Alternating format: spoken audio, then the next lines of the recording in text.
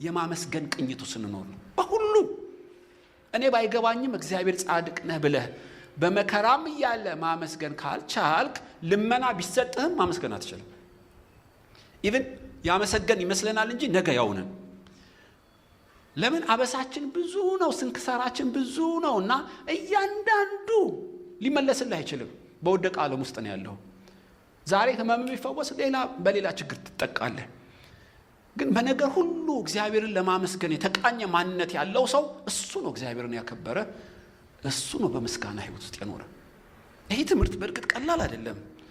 ስለዚህ የተሰራንበት መነጽር አያችሁ፣ የአእምሮ ሴታፓችን፣ አመለካከታችን በነገር ሁሉ እግዚአብሔርን ለማመስገን በመከራም ውስጥ ብንሆን ካልተለማመድን በቀር በምስጋና ህይወት ውስጥ መኖር አንችልም።